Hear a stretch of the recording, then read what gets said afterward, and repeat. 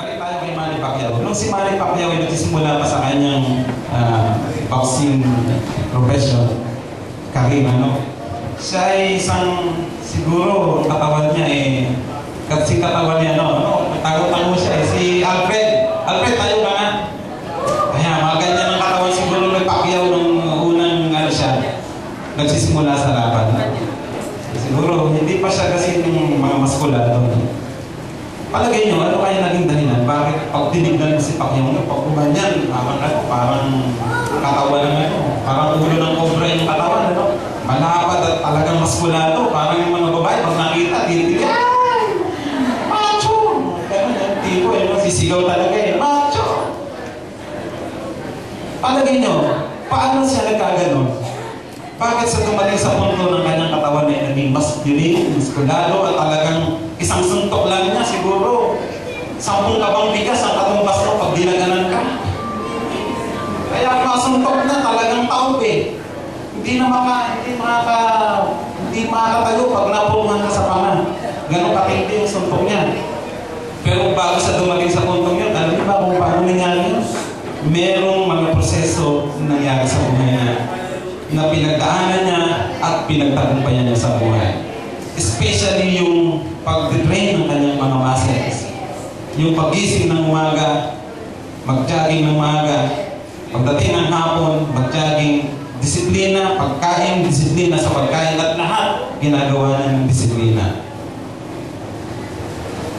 Kung yung katawan ng isang tao ay mahalaga, sa palagay niyo yung pananampalataya ng isang tao mahalaga din. Much more na mas mahalaga ang pananampalataya ng isang tao na dapat ma-increase ang pananampalataya ng isang tao. But anong mga proseso ang dadaanan natin para mag-increase ang pananampalataya ng isang tao? Ako po nagsisimula na rin akong mag-jogging. Minsan nakasalubong ko si Pastor Jun doon sa may C6. Mula doon sa Jollibee hanggang doon kinahinong nato doon sa may pumping area. Tinatakbo ko yung diretso, tsaka pabalik, walang pahinga. Pero alam niyo, nung unang takbo ko, eto lang tsaka yung hagdan na yun. Hinihingan na ako yung unang takbo ko. Nag-attend pa akong tumakbo para ma-exercise ang katawan ko. Ito lang tsaka yun. Hinihingan na ako, pahinga na, lakad ulit. Takbo din ako, hinihingan ako. Pero alam niyo, nung inaraw-araw ko, nung nakadalawang linggo na ako, unti-unti araw-araw at ng 200 metro. Susunod na araw, 200 metro. Hanggang totally, yung papunta doon at yung pabalik, natatakbo ko ng diretso na wala akong nararamdamang hingal sa katawan ko. Anong nangyari? Meron kong disiplina na ginagawa ko at yun ay ginawa kong araw-araw. At pwede palang mangyari na mawalan ka ng hingal kung gagawin mo yung araw-araw yung exercise. Ang pananampalataya natin, kailangan din ito ng exercise. At yan mo ang nagpapalakas, nagpapa-increase ng faith natin, yung exercise natin araw-araw. So let's, dapat tayo sa ating topic, Ang pananampalataya daw ay regalo ng Panginoon sa atin. May mga time na may mga difficulties tayo, at sometimes, pag nakita natin, wala na tayong pambayad sa kuryente, wala na tayong pambayad pambili ng bigas, wala na tayong pambayad sa telepono, sa tubig, parang parang iniwan na tayo ng Panginoon. Minsan may mga utang tayo na hindi natin mabayaran, parang nag-collapse na ang mundo mo. Minsan naman may mga bagay sa buhay natin, sa negosyo, parang hila ba, parang hindi ka makaangat. At ito, minsan mga challenge ito ng pananampalataya natin. Hindi lang yun, minsan sa relasyon, sa mag-asawa, sa mga anak, parang araw-araw na lang ganito, walang pagbabago. May mga relasyon na maganda, may mga relasyon na pangit, yun ang delikado, yung araw-araw na lang, ang kapangit ng relasyon sa loob ng bahay. Lagi nagsisigawan, hindi magkasundo, so hindi mo maganda yun. At minsan, ang tendency natin parang, give up na lang ako. Wala naman nangyayari. Bigay ako ng bigay dyan. Wala naman nangyayari. Minsan gano'n ang tendency ng isang mananampalataya. May question minsan sa isip ng tao. Minsan ang question ito, how can I increase my faith when when I have no evidence for it? Paano ko mag-i-increase sa pananampalataya? Wala naman akong ebidensya na nakikita. Minsan yun ang ating nasa utak. Hey, Christians, makinig kayo. Hindi ba malinaw na sinabi ng Bible sa Romans na the just shall live by faith? The just shall live by faith. Sino ba yung mga just? Sino ba yung mga pinatawad? Sino ba yung mga pinatawad ng Panginoon? Ginastify ng Panginoon? Sino? Sino? Sabihin mo, ako yun. Sabihin mo ulit, ako yun. O yung iba sa inyo, hindi nga nagsasalita eh. Hindi ko malaman kung pinatawad talaga ng Panginoon o ano ba talaga. So we are the justified. We are sanctified by the Lord. Pero, minsan hindi nakikita. Kaya sabi, the just shall live by faith, ibig sabihin niya, tayo ay dapat mabuhay sa pananampalataya sa Panginoon. We are saved by faith, live by faith, obey with faith. Ano pa? Base our lives on God's Word in faith and pray in faith. Yan po ang ating trabaho. Dahil tayo pinatawag ng Panginoon sa atin ng Bible, the just shall live by faith, so tayo ay dapat mabuhay na may pananampalataya, sumunod ng merong pananampalataya. Ano pa? Ibase natin ang ating buhay sa salita ng Diyos ng merong pananampalataya. At tayo manalangin ng merong pananampalataya. Ibig sabihin mo yan, sa lahat ng gagawin natin, kinakailangan meron tayong pananampalataya. Andyan po ba kayo? Nakikinig po ba kayo? Uulitin ko, sa lahat ng aspeto ng buhay natin, kinakailangan meron tayong pananampalataya. And faith can increase only kung merong grasya ng Panginoon. As we grow in grace, in the grace of God, faith will increase. Naalala niyo sa Bible, sa Lucas chapter 17, verse 1 to 6. Hindi ko na ho inilagay dyan. Gusto kong magbukas kayo ng Bible. Minsan, hindi tayo nagdadala ng Bible. Meron kayong mga cellphone, pwede nyo buksan. Para hindi tayo sanay lagi dito nakatingin. Ang sabi ko rito, Jesus said to His disciples, stumbling blocks are sure to come, but woe to the one through whom they come. It would be better for him to have a millstone tied around his neck and be thrown into the sea than for him to cause one of these little ones to sin. Watch yourselves. If your brother sins, rebuke him. If he repents, forgive him. Even if he sins against you 7 times in a day, and 7 times returns to you saying, I repent, you must forgive him. The apostle said to the Lord, increase our faith. Pwede bang may ano dito yan? Bakit walang tao? Yan. Good, thank you. If he repents, forgive him. Even if he sins against you 7 times in a day, and 7 times returns to you saying, I repent, you must forgive him. The apostle said to the Lord, increase our faith. Understand nyo yun? Anong sabi ng mga apostol kay Jesus? Anong sabi? Ano daw sabi ng mga apostol kay Lord? Increase our faith. So the Lord replied, what is the reply of the Lord? If you had faith the size of a mustard seed, you could say to this black mulberry tree, be pulled out by the roots and planted in the sea, and it would obey you. Sa Tagalog ho, sinabi ni Jesus sa kanyang mga alagad, siguradong darating ang mga sanhi ng pagkakasala, ngunit kakilakilabot ang sasapitin ng taong panggagalingan yun. Mabuti pa sa kanya ang bitinan sa liig ng isang gilingang bato at itapon sa dagat, kaysa maging sanhi ng pagkakasala ng sinuman sa mga maliliit na ito. Kaya mag-ingat kayo. Sino sinasabihan nito? Mga disciples. Kung magkasala sa inyo ang inyong kapatid, pagsabihan mo. Ano na gagawin pag nagkasala ng kapatid sa iyo? pagsabihan mo. Okay. At kung siya magsisi, patawarin mo. So kung hindi siya lalapit sa iyo para humingi ng tawad, hindi mo siya mapapatawad. Anong gagawin mo nagkasala? Dapat humingi ng tawad para sa ay patawarin. Kung 7 ulit siya magkasala sa iyo sa maghapon, at 7 ulit din lumapit sa iyo, at sabihin niya, nagsisisi ako, kailangan patawarin mo siya. So sinabi ng mga apostol sa Panginoon, dagdagan po ninyo ang aming pananampalataya. Parang ang lali, no? Anong kinalaman ng pagpapatawad at paggawa ng kasalanan doon sa pagdadagdag? Ang hinihiling nila sa Panginoon, Lord, kung gano'n, dagdagan nyo kami ng pananampalataya. Palagi ito, mahirap yan, ano? Mahirap talaga ang sitwasyon, kaya humihingi sila ng dagdag na pananampalataya. Di ba minsan may mga tayo na sobrang kulit, minsan may makulit tayo na.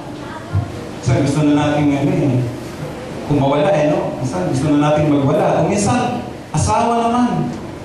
Di ba minsan meron yung mga pagkakataon din na nagkakakulitan. Minsan gusto na natin gumigan. Siguro sabi ng mga apostol, Panginoon, parang hirap niya na. Dagdagan mo, pananampalataya namin. Posible ba yun? Kaya sabi ko sa inyo, sa lahat ng aspeto ng buhay natin, kinakailangan natin ang pananampalataya.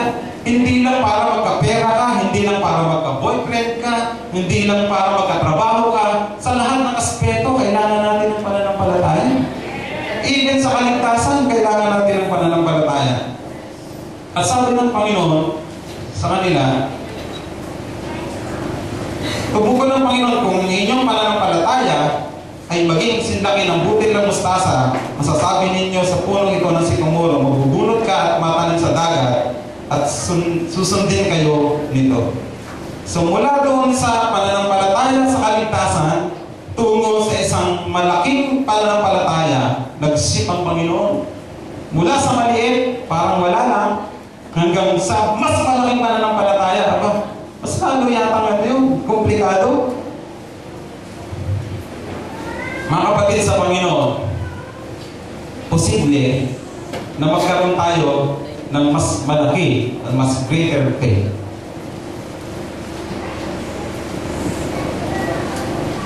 Kasi kahit sa Bible nilagay sa Bible na ang Panginoon hindi siya napi-please pag wala tayong pananampalataya. Tama ba? So ang Panginoon nagkahanap talaga ng pananampalataya sa atin. At meron din isang sinabi sa Bible, sabi ng Panginoon, may masumpungan kaya akong nananampalataya sa inyo pagka po yung dumating. Ibig sabihin talaga importante ang pananampalataya. At dapat tayo mananampalataya, hindi tayo mag-settle lang doon sa level natin ngayon sa faith natin. Dapat tayo mag-increase sa ating pananampalataya. At alam nyo mga kapatid, meron mong 7 bagay upang tayo magkaroon ng faith, no, mag-increase ng faith natin. There are 7 steps to greater faith. So how can our faith be developed to the great degree? 7 steps to greater faith. Number 1, recognize your own helplessness and need. Para magkaroon ka, mag-increase ang pananampalataya mo, magsimula ka, i-recognize mo, malaman mo kung anong kalagayan mo. Recognize your helplessness. Ano yung helplessness? Kawalan ng kapangyarihan o kakayanan. Wala ka ng kakayanan, ang ibig sabihin niyan. At yung iyong pangangailangan. Kalamitan mo sa atin, maaaring nakakilala kayo sa Panginoon, bunga ng matinding pangangailangan sa buhay niyo. Sino sa inyong may ganong experience sa buhay?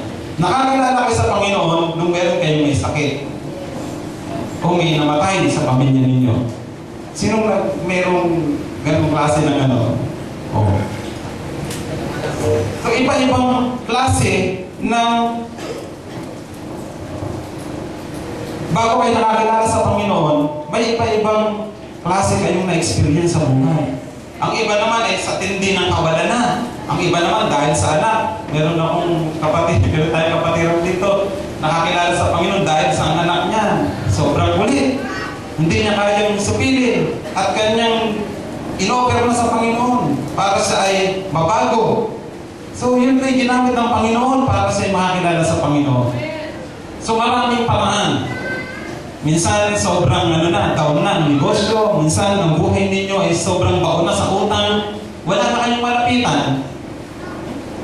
So wala kang choice kundi lumapit sa Panginoon. At sabi niya, ang unang step to greater faith ay dapat ma-recognize natin, ma-recognize. Ano yung sabihin ng ma-recognize? Alam niyo na yun. Maalaman ninyo yung ating kawalan ng kapangyarihan at kakayanan at kailangan natin sa mga pangailangan natin. Sabi mo nung isang author ng libro, sabi niya, helplessness united with faith produces prayer. Helplessness united with faith produces prayer.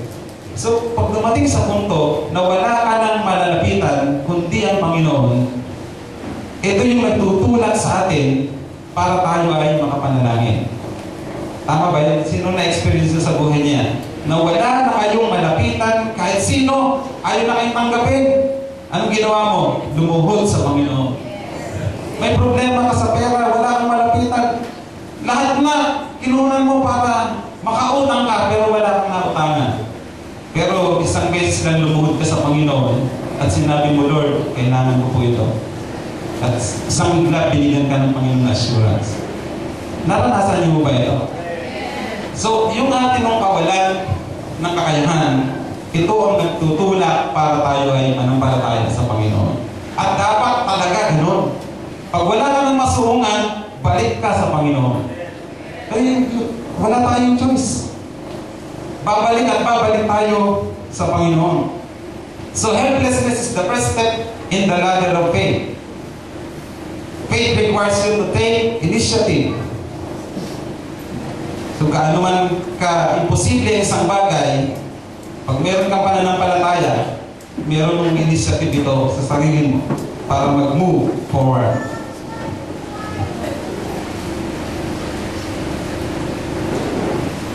So our total dependence upon God enables you to take faith initiative. Magkakaroon lang tayo ng initiative na manampalataya kung tayo totally nakadepende sa Panginoon. Pero hanggat meron kang kakayahan na gawin isang bagay, hindi ka makakapanampalataya sa Panginoon. Kinakailangan dumating ka sa punto na baba mo ng sarili mo at lahat ng kaalaman at kakayahan para makapanampalataya ka sa Panginoon. Kaya hanggat ang tao ay may pinangahawakan pa sa kanyang sarili, hindi mo makakagawa ang Panginoon sa kanya. Kinakailangan dumating sa punto na tayo po, ang tiwala na lang natin at pananampalataya ay nasa Panginoon. So recognize your own helplessness and need. Okay? Do you want greater faith? Tinitignan niyo ba ang sarili ninyo? Meron ba kayo nito? Na-recognize niyo ba yung helplessness ninyo? At yung matinding pangangailangan niyo ngayon? Sino sa inyo may matinding pangangailangan ngayong araw na ito? Taas ang kamay. Salamat sa mga anis na kamay. Meron tayong matinding pangangailangan. Yung mga hindi nagtaas ng kamay, wala silang matinding pangangailangan. Kaya kayo ay responsabling manalangin para sa amin.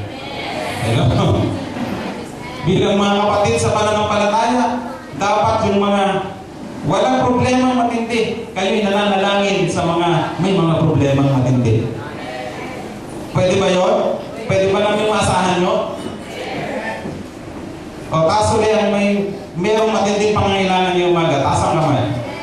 O medyo dumadami na yung gustong mag-alay ng sarili nila. So tama naman yun. Tayo na medyo nakakaangat sa iba, tayo manalangin para dun sa mga matinding problema. Okay? So, that is the number one step to greater faith. Recognize your own helplessness and need. Second, feed your soul on the Word of God. Pakainin mo kaluluwa mo ng salita ng Diyos. Ito po ang pagkain ng kaluluwa natin, salita ng Diyos.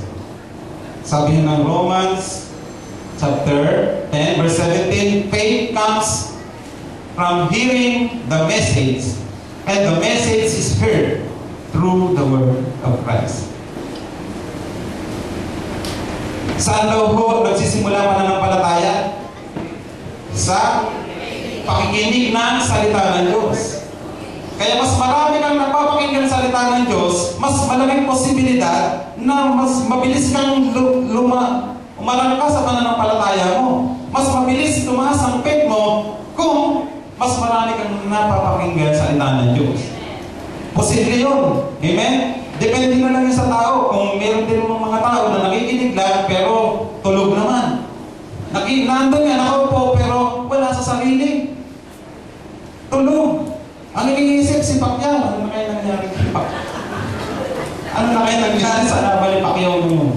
Ay, mga ganun kasi sa loob ng church eh. Diba?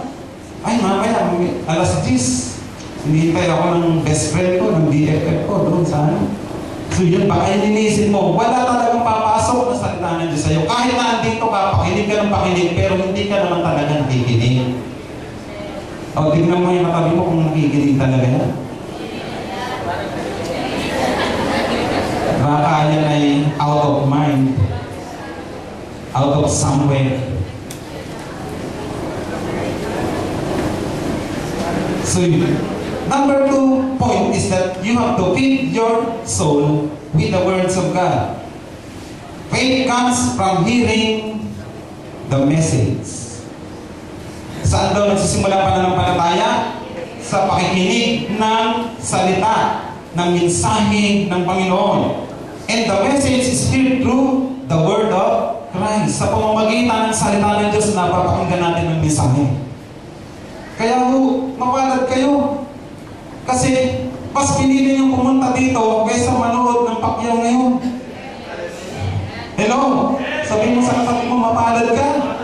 Dapat kang magsaya. Kasi nagtatanim tayo ng salita ng Diyos para magkaroon tayo, mag-increase ang faith natin. Eh mga kapatid, marami tayong labanan araw-araw. Hindi lang katabi mo, kalaban mo minsan. Minsan yung asawa mo, minsan anak mo, minsan kung sino-sino, kapitbahay mo. Lalo ng demonyo. Lagi niyang nag-aabang para ikaw ay sirain, para ikaw ay item. Kapatid, pag wala kang salita ng Diyos, madali kang matumba. Kaya kailangan natin magbaba sa salita ng Diyos. Amen? Colossians 3:18. Sabi niyan, Colossians 3:16. Let the word of Christ dwell in you richly, teaching and admonishing one another in all wisdom, singing psalms and hymns and spiritual songs with thankfulness in your hearts to God. Ano daw dapat natin gawin? Let the word of Christ dwell in you. Alaw natin ang salita ng Diyos ay mag-dwell lagi sa puso natin. Richly. Wow. Pag sinabing rich, mayaman.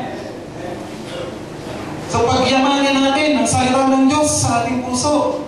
Tanggapin natin lagi ang salita ng Diyos at pagyamanin, pagyabungin sa loob ng ating mga puso. Amen ba? Hello, diyan ba kayo? The more you hear, or the more you read or hear the words of God, the more your faith grows. Mas lalo kong mabilis mag-grow ang faith pag tayo nakikinig lagi ng salita ng Diyos. Kaya yung lagi pinapakinggan, yung forevermore, yung ano pa yung mga yan? Ayan. Yung mga pinapakinggan yan, matindi yung mga pananampalataya, yung mga talagang minsan yung na-apply nila yung kanyang napapakinggan sa buhay. Ano po ibig kong sabihin? Hindi mo masama na manood ng mga panuri, provided aware ka sa sarili mo na laging priority mo salita ng Diyos. Dapat pag mayroong gawain, hindi ka na hinihilan, hindi ka na tinutulak, dapat ikaw ay nagkukusa, nag-i-initiate ka, may gawain pala doon, halika, takbo tayo doon. May Bible study doon, halika, din tayo doon. Bakit po? Okay. Minsan dito problema po natin sa sarili natin.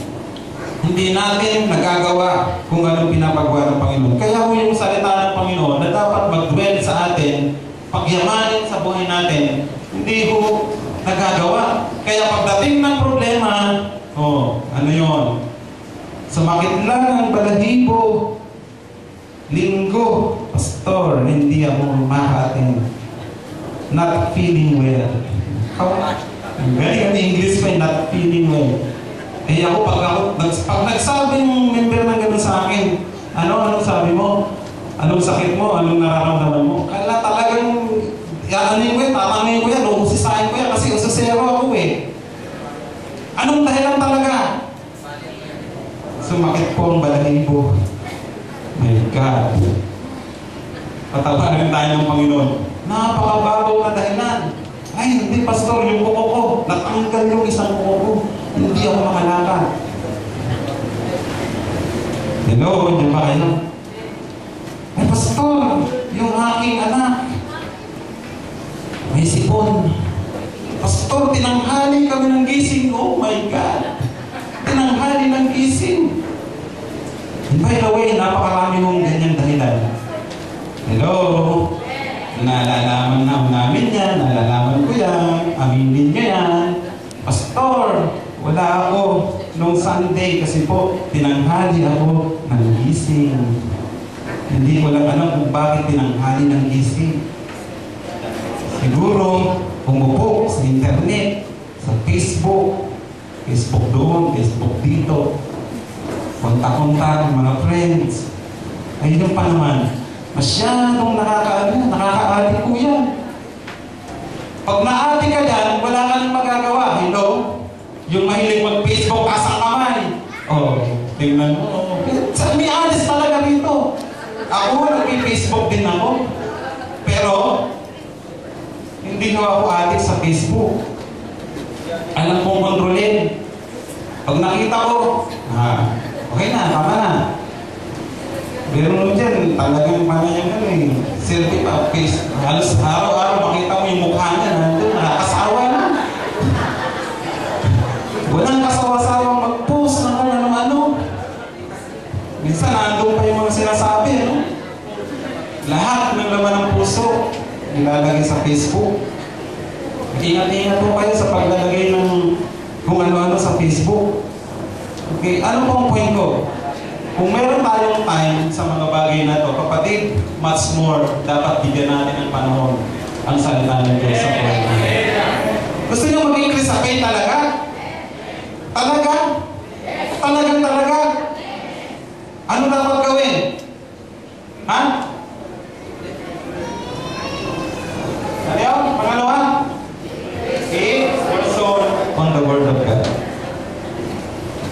Siguro, gawin natin, bago ka manood ng kung ano-anong panoorin mo, bago ka mag-Facebook, siguraduhin mo na ikaw ay kumain na ng salita ng Diyos.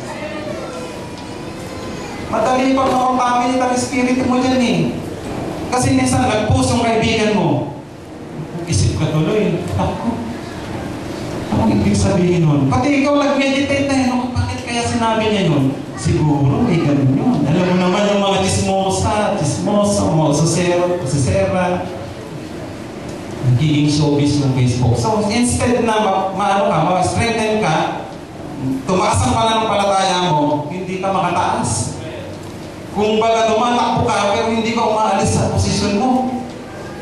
Hello? Mahirap po yun. So, meron mga special accounts dito sa Bible at marami ding mga promises ng Panginoon na talagang parang vitamina sa atin. Ano po? Talagang pag napakinggan mo yung salita ng Diyos, nabasa mo, lumalakas ka talaga. But alam nyo, whether you like it or not, God's Word is for faith building. Ulitin ko, may mga special na word para sa iyo na kailangan mo na talagang pag binasa mo, parang lumalakas ka. Parang energon. Ano pa? Parang yung pag ininom mo, parang pagka-drive ka, gising ka magdamag. Red Bull, parang gano'n ang tama sa'yo. Minsan, tama parang gym. Ha? Minsan parang tangbay. Ang tama. Pero matindi mo, pagsalita ng Diyos ang mama sa iyo, kapatid. Kapatid, sasabihin ko sa inyo, wala nang hihigit pa sa tama ang salita ng Diyos. Ang salita ng Diyos ang siyang magpapalakas, magiging vitamins ng buhay natin. At lahat po ng salita ng Panginoon, although sabi ko may mga special na word para sa iyo, lahat po ng salita ng Diyos, it is used for faith building. Amen? And you have to read it, and read it, and read it, and read it. Wala akong katapusan yan. Kailangan, lagi tayo nagbabasa ng salita ng Diyos. Fill your soul with the Word of God. Amen ba? Huwag natin punuin ang ating kaluluwa ng kung ano-anong mga contamination dyan. Mga bagay na pangmundo na. Kailangan natin i-fill ang ating mind or soul with the Word of God. Number 3.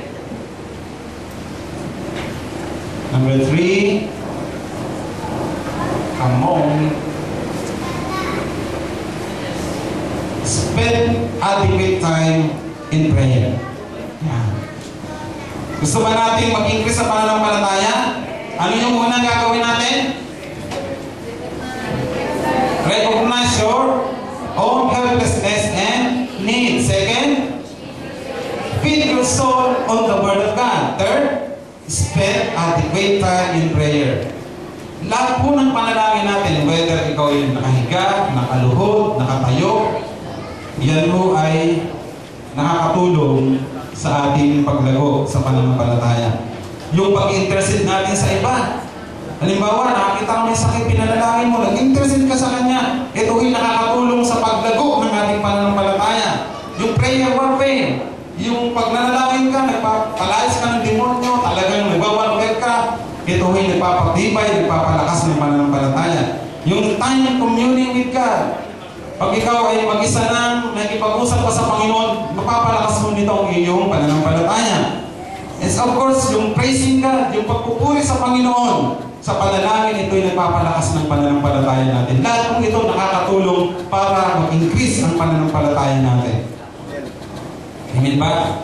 Amen? So, ano yung mga nakakatulong sa pag-increase ng faith? Intercession for others. Kaya po yung mga laging nananalangin at laging dumadalo sa panalangin, sila po rin yung mabilis makapanampalataya. Pag sinabi mo, mayroon tayong project, yes, Pastor, susuporta kami dyan. Dito sa akin, ganito sa akin. Bakit? Ganon sila manampalataya. Dati, pananampalataya ko lang hanggang 20. Hanggang 100. Hindi ko kayang manampalataya sa 1,000, sa 5,000. Hindi ko kayang manampalataya. Ganun. Pero as I grow in grace, the grace of God, naramdaman ko, sabi ko, ibang klase ito. Pag ikaw ay nag-grow sa pananampalataya sa Panginoon, nag-i-increase din ang mga desisyon na ginagawa mo, lalo na sa pagbibigay sa Panginoon. Kasi hindi mo pwedeng maagit ang Panginoon. Sa lahat ng ibinibigay mo, kapatid, ano lang yan? Kung baga sa Panginoon, napakaliit na bagay na. Kahit ibigay mo pa ang buhay mo sa Panginoon, yan ay maliit na bagay.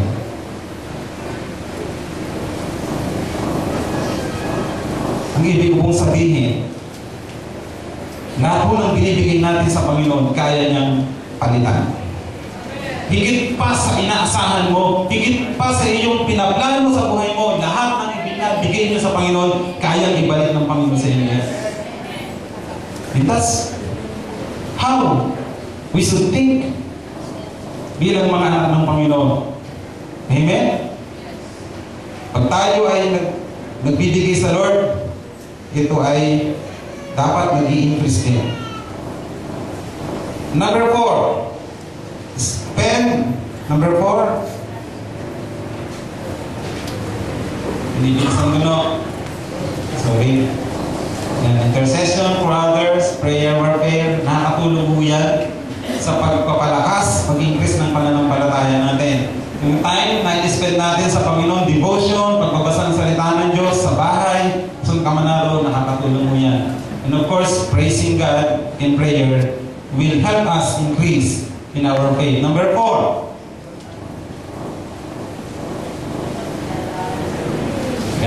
Read accounts of how God answered prayer.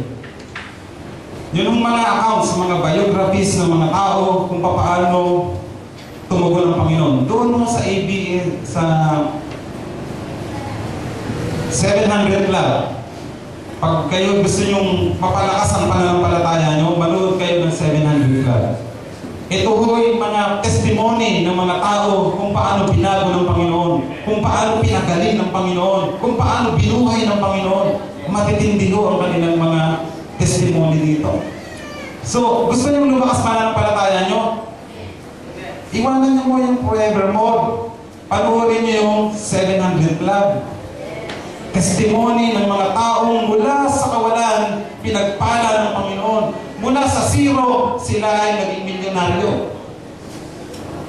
Gusto nyo umangat pananampalataya nyo, hindi lang magbasa ng accounts ng mga taong tinugon ng Panginoon pananampalataya, kundi manood kayo ng mga miracles sa pamamagitan ng mga lingkod ng Panginoon. Yung bang mga pilay ay nakakalakad at yung mga bulag ay nakakakita. Straight na yun. Hindi na tayo.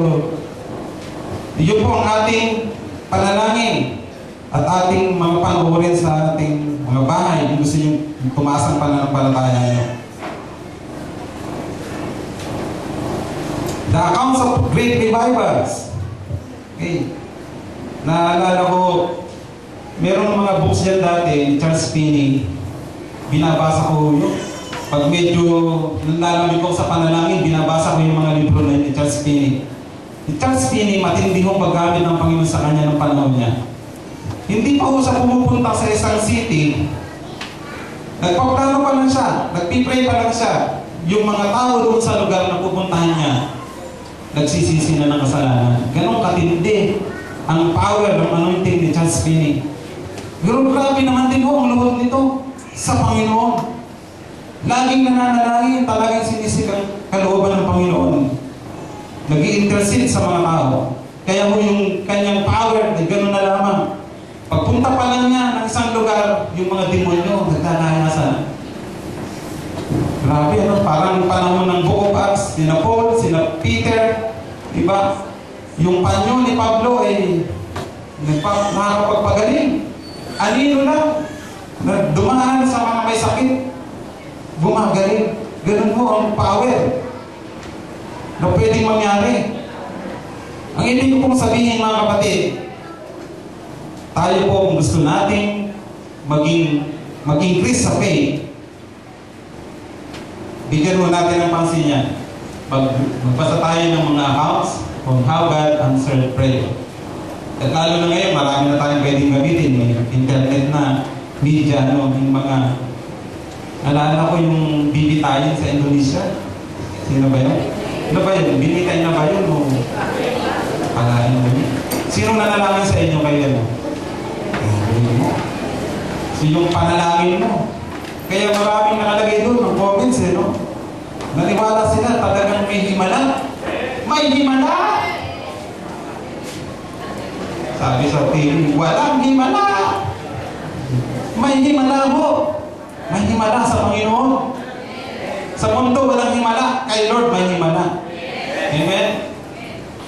Number 5. Obey God in everything.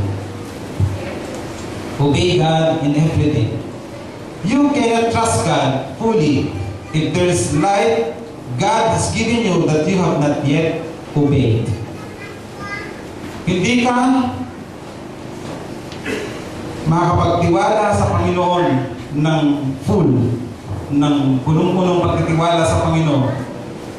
Kung mayroong mga liwanag na ibinigay ang Diyos sa iyo na hindi mo pa sinusundan. Ang ibig kong sabihin, may mga salita ng Diyos na tinanggap ka, pero hanggang ngayon hindi mo pa ina-apply. Matagal mo nang naririnig doon, hanggang ngayon naririnig mo pa ulit-ulit, pero hindi mo ina-apply, mahirap pong magtiwala sa Panginoon dyan. Dapat mapagtiwalaan ka ng Panginoon sa salita niya. Pag narinig mo, sunod agad. Kaya yung mga taong ganon, yung masunurin agad, sila yung madaling din magtiwala sa Panginoon. They can trust God on the spot. Lord, yes, amen. Madali sila magtiwala sa Panginoon. Dahil nahasa sila sa pagtitiwala, sa pagsunod sa salita ng Diyos. Yung bang pag narinig niya salita, eto, yes Lord, gagawin ko ito ngayon, hindi sa makalawa. Ngayon, gagawin ko to. Obey God in everything. Listen to this. Any controversy between your soul and God, any hidden sin will block faith and effective prayer. Any hidden sin will block faith and effective prayer. Ang nakakahadlang ho sa ating effective na pananalangin ay yung mga controversial issue sa buhay natin. Meron pa kayong mga tinatagong kasalanan, controversial, na issue na hindi sinisettle. Maaring galing ka sa ibang church, tumakas ka doon kasi natisod ka sa tithes, bumalik ka rito. Yung nagpiprits ng tithes, ayaw mo naman gawin. Attend ka lang natin, hindi ka naman gumagawa. Lagi kang natitisod. So, ano nangyayari sa'yo? Yung panalangin mo, hindi dinidinig ng Panginoon. It will block your prayer. Your effective prayer will not be effective anymore. Because you have a hidden sin, mayroong controversial issue sa iyong kaluluwa between you and God. Ito'y nagiging hindrance sa ating pagiging effective na panalangin. Andiyan pa po ba kayo? God invited Israel to test and prove Him by obeying and tithing, and then see how He would answer and meet their material needs. Meron nung isang kapatid, di ko na sabihin pangalan, lumapit sa akin isang araw, kwentuhan kami na, parang nagkwento lang siya, kasi itong kapatid na to, very open sa akin. Pag mayroong nangyayari sa buhay niya, lumalapit sa akin. Umupo siya sa akin. Pastor, natakaw yung cellphone ko. Oh, kung nakaraan lang, nawalan ka ng ganito, ng wallet, ilang libong naman, tapos may nawalan ka na naman ng cellphone ka, nakakawal ka na naman. Puro pag nanakaw ng dyan po, ginagawa sa'yo. Eto, hindi matipisod to. Alam niya ang sinasabi ko. Sabi ko, kumusta mo magtatayos mo? Pastor, sabi mo. So, alam niya na. Alam niya na ibig mo sabihin. Pastor, minsan talaga hindi mo nabibigay. Kita mo ako. Kaya, ang mga tao, pag hindi nila alam ang prinsipyo ng salita ng Diyos, hindi ina-apply, may mga tayo na mas matindi pang pagnanakaw ng demonyo sa ari-arian mo. Tinatago mo, iniipon mo para sa future nyo, pero dahil hindi ka tapat sa Panginoon, ano nangyayari? Mas malaki ang ginagastos mo. Minsan nagkasakit ang anak mo, hospital, alam nyo, pag ang tao na hospital, ako talagang uubusin yan, pati pera mo sa bangko. Hindi naniniwala sa inyo. Meron tayong kapatiran ngayon na still, by the grace of God, nabubuhay pa. Yung ating kapatid, si Brother Mario. Alam niya kung ano ibig sabihin nun, pero alam niyo, isang mabuting bagay sa kapatid natin to. Kahit sa matinding problema, sabi niya, puro challenge, puro pagpupuri, pagpapasalamat at challenge sa mga buhay ang kanyang sinasabi. Hindi ko sa naringgan na igigibaw ko ng Panginoon. Hindi. Very strong ang kanyang pananampalataya sa Panginoon. Whether sa mabuhay siya, sa mamatay, sabi niya, pakinabang. Pakinabang sa akin. Para yung quote ni Pablo, sabi niya, sa mamatay man ako dito, sa mabuhay, ako ay ang buhay di pakinabang. Kasi pag umuwi na sa kay Lord, may papanalangin niya na tayo. Hindi pa tapos ang ministry niya. Mananalangin pa siya doon sa langit para sa mga nabubuhay dito. Alam niyo ba yun? Kaya pag mayroon kayong namatay naman sa buhay, sila'y nananalangin sa inyo. Kaya huwag maging matigas ang ulo ng mga naiiwan. Dapat tayong magbagong buhay at magpatuloy sa paglilingkod Panginoon. Hello? So, tignan nyo ha, tignan nyo yung verse sa Malaki 3:10. Ito, ano na to eh, talagang, kumbaga sa ano, gasgas ng salitang ito. Pero, I think, we have to be serious about it. Sabi dito, bring the full tithe into the storehouse, that there may be food in my house. And thereby put me to the test. Listen, huwag niyong ititest ang Panginoon pag hindi kayo naglalagay ng tithes. Huwag niyong ititest ang Panginoon. You can only test God. Lord, titest kita kung ikaw ay ginagawa mo yung salitang full tithe in the storehouse. Sabi dito, thereby put me to the test, says the Lord of hosts, if I will not open the windows of heaven for you, and pour down for you a blessing until there is no more need, I will rebuke the devourer for you, so that it will not destroy the fruits of your soil, and your vine in the field shall not fail to bear, says the Lord of hosts. Then all nations will call you blessed, for you will be a land of delight, says the Lord of hosts. Sino bang nagre-review ng peste sa buhay natin? Sino bang nag-aalis ng salot sa buhay ng mga tao, ng mga anak ng Diyos? Hindi mo tayo nag-aalis ng salot. Ang Diyos ang nag-aalis ng salot, ng peste sa buhay natin. Hello? Uulitin ko, hindi ho natin kayang pigilan ng salot na dumating sa buhay natin.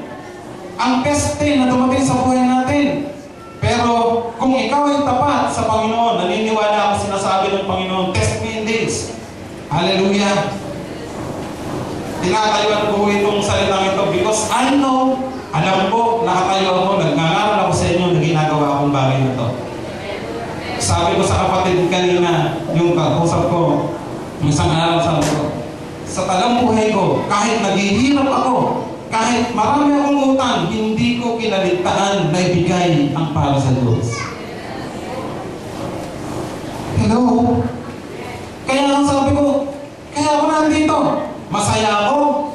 Hindi naman mag-aarang bahay ko. Wala naman akong kotse. Pero masaya kaming pamilya. Meron akong asawa, meron akong 3 malulusog na anak. Salamat sa Panginoon. Hindi dinadapuan ng sakit at karamdaman. Oh, narinig ng demonyo yan. Sasabihin ng demonyo, tignan ko. Subukan mo, demonyo. I know my God. I will stand in the word of God. Kilala ko yung Diyos ko, hindi ako pababayaan ng Diyos ko. Sasabihin mo sa kanya, sige po. Kay Lord naman yan eh. Bakit? May pag-aari ba tayo dito? Sino sa inyo may pag-aari dito? Eh, gusto kong sabihin sa inyo, imulat yung mata nyo. Wala kayong pag-aari sa mundong ito. Lumabas kayo ng hubad. Wala kayong dala. Sabi ng Bible, babalik ka sa Diyos na wala kang dala. Hindi mo madadala yung bahay mo, mag-aara, kotse mo mag-aara. No. This is the truth. Gusto kong sabihin sa inyo, kung may pananampalataya ka, nabubuhay ka sa kalooban ng Panginoon, kahit anong bagyo ang dumating sa buhay mo, mananatili kang payapa, nakasandal sa pader. Because God is with you.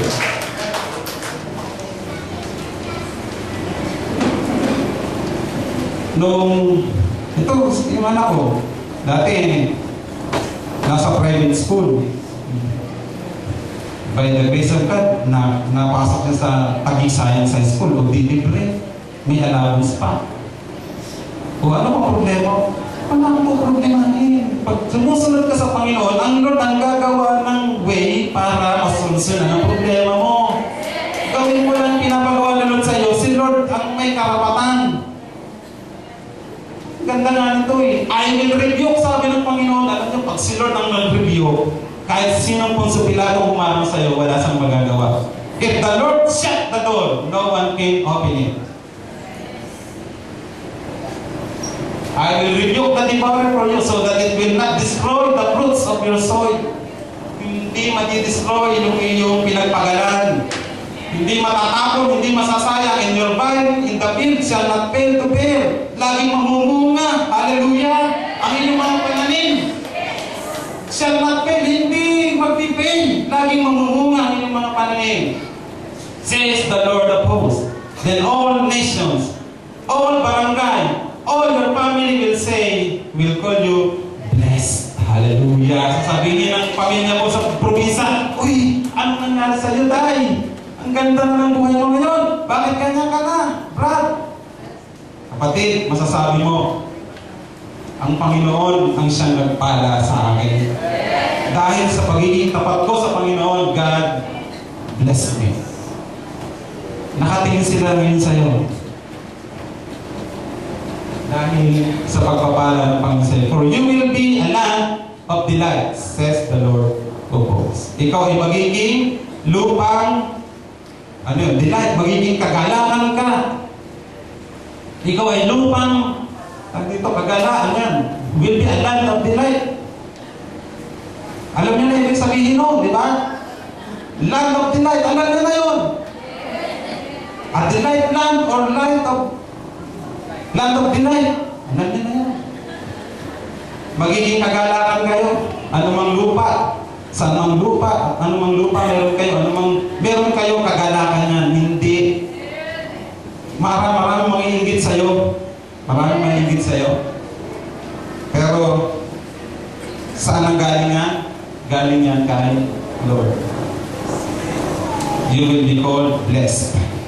Because you are doing the will of God. You are obeying God in everything.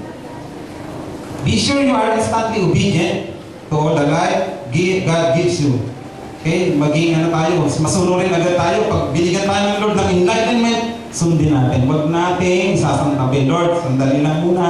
Marami pa akong bayarin, ha? Ganito, dami ko pang utang, Lord, saka ka na lang. Kasi, naiintindihan mo naman ako, Lord, di ba? Maganon tayo, eh. Naiintindihan mo ako, Lord. Parang problema ko. Diyan ka lang muna, Lord. Di naman tayo iwanan, no? Merong sabi sa Deuteronomy, di ba? Itong pagbibigay ng tithes na offering ay nagpapatunay na ginagawa mong number 1 si Lord sa buhay mo. Pag number 1 si Lord sa buhay mo, ibibigay mo para sa Kanya. Hindi mo ito tatago, hindi mo ito ibabayad sa utang, ibibigay mo sa Panginoon. Nandiyan po ba kayo? Parang galit na kayo sa akin. Mas mamaya. Kapatid, sinasabi ko po sa inyo, ito po ay totoo. Naranasan po namin to. Begin to trust God. Number 6. Kita tayo. For specific answers. Okay, the more you exercise your faith, the more it will grow. Kaya po na example kanina, katulad po ng muscle, pag lagi mong ini-exercise yan, lalong lumalakas yan. Lalong tumitibay yung iyong mga muscle habang ini-exercise mo. Pero pag hindi mo ini-exercise yan, subukan mo yan. Katulad po, kung na-aksidente ako, sabi ng doktor sa akin, Sir, bumili ko kayo yung gano'n, sling. Tapos, palihan nyo yan, sabit nyo. Kasi hindi ko ito may unat nakaganyan eh. Kailangan ng sling yan. Paglabas ko ng ospital, bumili ako ng gamot para sa sakit, hindi ako bumili ng sling. Kasi, sabi ko, pag ito, hindi ko ginalaw, lalong walang mangyayari dito. Baka hindi na ito bumalik, nakaganyan na lang. Ganun ang isip ko kasi ang alam ko, parang isang bagay ay lalong gumanda, dapat ginagamit mo. Dapat ginagamit mo yan. Dapat ini-exercise mo. Ilalagay ng sling, sabi ko hindi. True enough, by the grace of God, yung nakaganyang kamay ko sa aksidente ko, ito, pwede ko lang isuntok din eh. Sino? So, ibig sabihin, totoo yun. Pag ini-exercise mo isang bagay, kahit na hindi na nagagalaw yan, pag lagi mong ginagamit yan, darating ang time magagamit mo niya. Kaya mga talento nyo na nakatago, okay, magaling kang kumanta, magaling kang mag-gitara, magaling kang sumaya, magaling kang maglinis, magaling kang may idea ka, gamitin na sa Panginoon niya, huwag nang itago. Kasi pag tinatago nyo yan, darating araw, mawawala na din yan. Pero, ginagamit niyo yan, lalabog yan. Dadami yan. Amen? Magugulat kayo kung paano gagawin ng Panginoon. So begin to trust God for smaller, specific needs. When an emergency comes, go to God first. Pag may emergency, takbo agad sa Panginoon. Huwag muna sa kapitbahay. Huwag muna kay pastor. Kay Lord muna. Ngayon, pag nag-pray ka, umiyak ka, sinagot ni Lord ang iyong problema, praise God. Tuwan-tuwa si pastor. Wala siyang problema.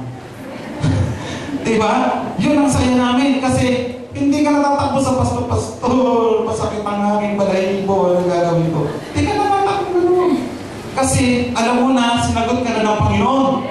Hello? Amen? So pag may problema, may emergency need sa buhay mo, ang takbo kanino? Kay Lord agad. Huwag muna sa kapitbahay. Okay? Then, keep a diary of the answers to prayer you receive and review it from time to time. Kung sinagot ka ng Panginoon, maglalagay ka ng mga diary. Ito, sinagot ako ng Panginoon. Alam nyo, pag binalikan nyo, wow, sasabihin mo, parang walang nangyari sa buhay ko. Hindi. Pag binalikan mo yung mga sinagot ng Panginoon, matutuwa ka, lalong mabibig ang pananampalataya mo. Tunay nga, buhay ang Diyos ko. Hallelujah! Hindi sayang paglilingkod ko sa Panginoon. Amen? Kung yung palakpak nyo yan, papatay lang ng labok yan. Yung palakpak para kay Lord. Parang na nagpapatay ng labok eh. Pag kayo pumalakpak kay Lord, ito, nyo na. So may mga yun galing sa camp dito. May youth camp kasi eh. Mga nababasa ko sa Facebook, matitindi na nilang mga comments doon. Galing ito eh. Saan na yun? Wala na. Andiyan ba yun? Oh, nasa baba ito eh. Biglang bumaba. So learn to praise God. Number 7. Last, begin praising God. God does not only deserves, but He is worthy of our praise. And He always draws near as we praise Him. Build praise into your life. Whenever you have free moments, love Him and praise Him. Sing silently in your heart praise choruses or praise verse of great hymns. Alam nyo, kung meron nakakatuwa sa puso ng Panginoon at lagi siyang sumasaya, ay yung pag ang Kristiyano may problema, kinakantahan lang niya ang problema. Lumalapit sa kay Lord, nagtataas ng kamay, Lord, salamat sa problema, hallelujah. Pagpapalain mo na naman ako, Panginoon. Pero yung mga tao na nagmumukmuk sa sulong, ako, kapatid, dapat lumago ka na dyan. Dapat pag may problema ka, natututo kang magtaas ng kamay sa Panginoon. Matinding problema, tayo, dalawang kamay taas mo, purihin mo Panginoon. Lord, salamat. Hindi mo talaga malilimutan si Brother Mario eh. Si Brother Rudy dito ba? Actually, binidyo ko siya eh. Binidyo namin Pastor Wilbert. Sabi ko, yung anong masasabi niyo, yung mga anong magiging masasabi niyo sa amin na buhay pa. Although buhay pa siya. Pero this is a word of wisdom na dapat natin. Hindi ko papanoorin yun. Meron akong tinanong sa kanya, sabi ko, Brad, in-interview ko siya eh. Kahit hirap na sa kanya, sabi ko, anong dahilan? Bakit nagkaganyan ang katawan mo? Kakanser ka? Bakit lumala? Kasi noon daw, ang kanyang pinakain lagi, inihaw na baboy. Labas, siyempre, driver siya, bus driver siya, kakain sa restaurant, baboy lagi, ulam niya. At gusto niya yung inihaw na medyo sunog pa. Eh, 1 week lang siya. 1 week lang siya. Once a week lang siya umuwi sa bahay. Pagdating niya ng bahay, ang ipapabili niya pa, jempo at ihawin. Inihaw, inihaw, inihaw. Nag-iimbing mo sa doon, hindi niya mapigilan sa sarili niya doon. Sabi niya, Pastor, ito naging problema ko.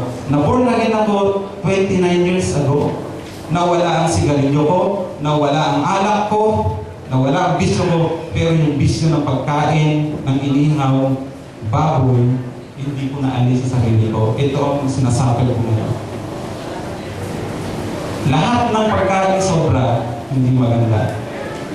Anything na sobra sa buhay natin, hindi maganda.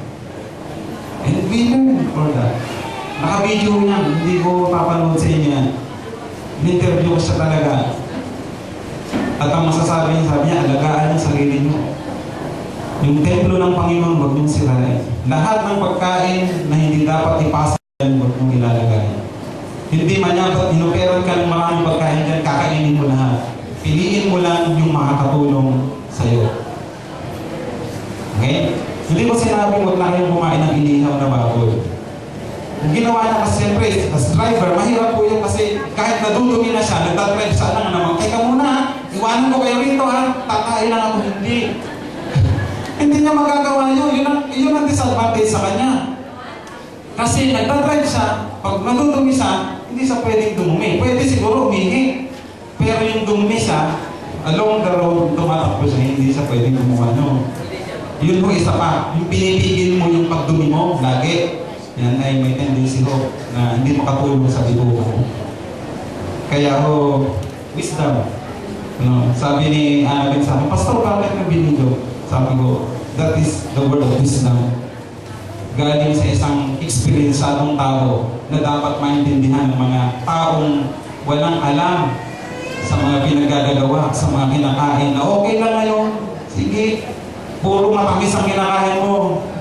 10 years from now, pag naningil sa ilan, uubusin niya ng pera mo sa kanan.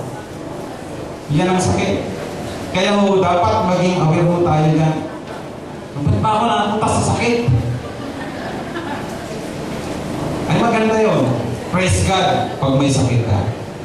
Purihin mo ang Panginoon kasi i-remind ka ni Lord.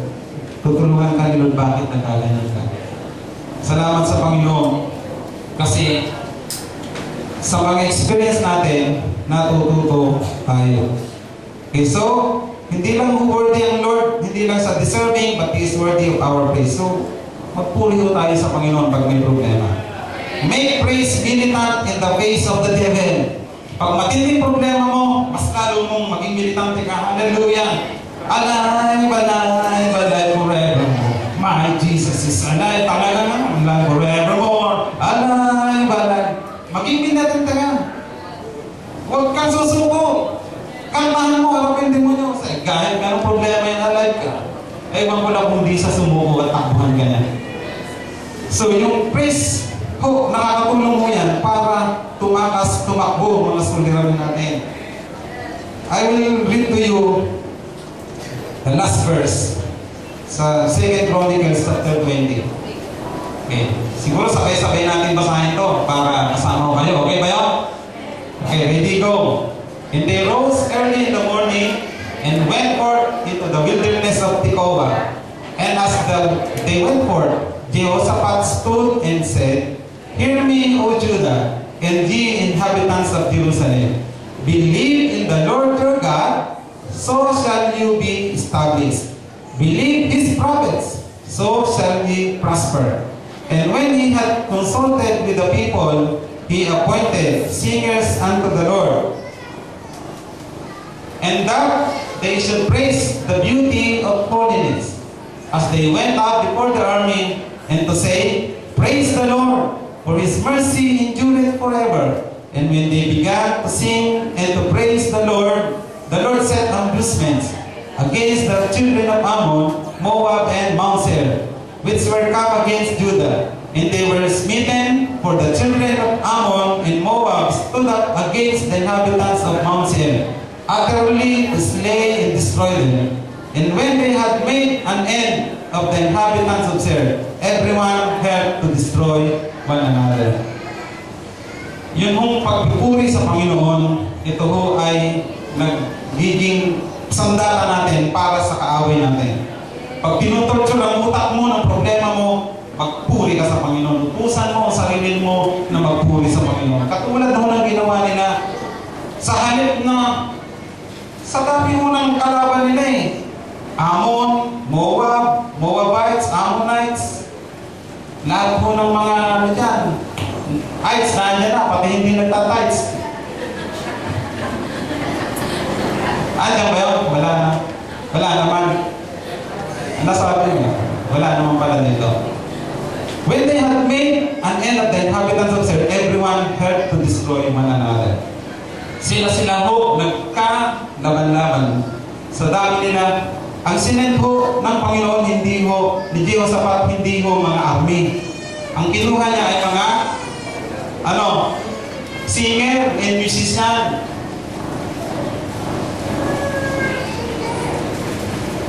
Amen.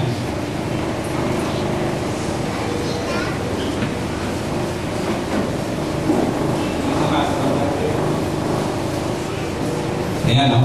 And when he had consulted with the people, unang-una, kinonsult niya si Lord. Diba? Tapos, yung mga tao, he appointed singers unto the Lord. Okay? Anong in-appoint niya? Hindi ho army, kundi mga singers. Hindi ko alam kung sintonado yun o hindi. Basta singers, pinadala. Siyempre, may singer. Wala naman singer siguro na sintonado. Ano po? Lahat ng singer marunong kumanta. Diba? Ang sabi niya, and that should praise the beauty of holiness. And as they went out before the army, and to say, praise the Lord, for His mercy endureth forever. And when they began to sing to praise, the Lord set amusements against the children of Ammon, Moab, and Mount Seir, which were come against Judah. They were smitten. So sila ho ay tinalo. Sila mismo, yung mga kampo nila, naglaban-laban, natarang na sila, nalito sila. Kaya ho sila naglaban-laban. Yan din ho ang nangyayari sa spiritual realm. Pag tayo nagpupuri sa Panginoon, lahat ng demonyo natataranta. Hindi nila alam kung saan sila magsususuot. Nagtatakbuhan silang parang mga kabayo na naglalayasan pag ang isang anak ng Diyos nag-start magpuri sa Panginoon. Pag sinabi mong hallelujah, praise the Lord, yung demonyo, takbo na yan, palayo. Ayaw niyang maririnig na pupurihin mo ang Panginoon. Kaya nga, during worship, dapat kayo, lalo na mga worship team, dapat kayo nagpupuri, sumisigaw, hallelujah. Hindi kayo dapat nakatahimik. Pati tayo kongregasyon, dapat tayo nagpupuri, nagpapasalamat sa Panginoon, nagsasalita tayo. Hindi tayo parang mga pipi, mga tuod na nakatayo, na parang naghihintay tayo kailan pa matatapos to. Nag-ano ka, nag-struggle ka sa sarili mo kasi ayaw mo sumunod. Kapatid, pag ganyan ang ginagawa mo, walang mangyayaring pagbabago sa buhay mo. Ngayon pa na sinasabi ko na po sa inyo, hindi magbabagong buhay mo, gusto mo mangyari sa buhay mo kung hindi ka magpupuri sa Panginoon. Baka sabihin nila sa iyo, buti pa yung bato, ano gusto mo yung bato? Pagpurihin mo sa akin. Kaya ba ni Lord yun? Sabi ng Panginoon dun sa mga tao.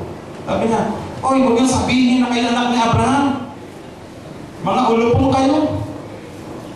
Sinasabi niyo anak kayo ni Abraham. Hindi. Kung talagang anak kayo ni Abraham, paniniwalaan niyo ako, sabi ng Panginoong Jesus. Pero hindi niyo pinaniniwalaan. Sinasabi niya sinungaling ako. Sabi ng Panginoon, alam niyo ba, mula sa batong yan, kaya kong mag-raise up ng tunay na mga anak ni Abraham. Nakakaya sa Panginoon niya. Nasabihan ka ng Panginoon, alam mo, hindi ka nagpupuri, baka yung upuan na yan, biglang tumayo yan at magsayaw yan. Anong gusto mo? Anong gusto niyo? Pagpurihin ng Panginoon mga upuan o kayo magpuri sa Panginoon? Hallelujah. Kaya talaga, kaya sa Panginoon na ikaw ay nandyan, worship service, yun parang sundalo na hindi ka matinag-tinag, ay sa lampi mo. Bilang hindi mo, sa presence ng Panginoon, hindi mo kayang pigilin ang sarili mo. Kasi ang Panginoon, napipilis natin siya, the way we worship, the way we praise the Lord, napipilis natin ang Panginoon. Amen? Hallelujah! Tayo po tayong lahat. Thank you, Lord. Hallelujah. We are reminded of the Lord kung paano tayo dapat mag-increase sa pananampalataya. Kung si Pacman ngayon ay international, kilalang kilala sa mundo. Iniwala ko, tayo mga anak ng Diyos, dapat din tayo dumating sa punto tayo ng ating buhay ay makilala, pag-light tayo, at yun yung mangyayari if we will follow steps for greater faith. Magiging ilaw tayo, magiging kalakasan tayo ng iba, mata-challenge, magiging motivator tayo, encourager tayo sa ibang tao. Kung tayo ay nag-i-increase sa ating pananampalataya. Ang higit sa lahat si Lord na fitness natin pag tayo nag-i-increase sa pananampalataya natin. Kung meron mga tao na tayo na-fitness, ito yung walang iba kundi ang Panginoon. 1 Timothy 2:5, there is one mediator between God and man. Amen. The man, Christ Jesus. The man, Christ Jesus.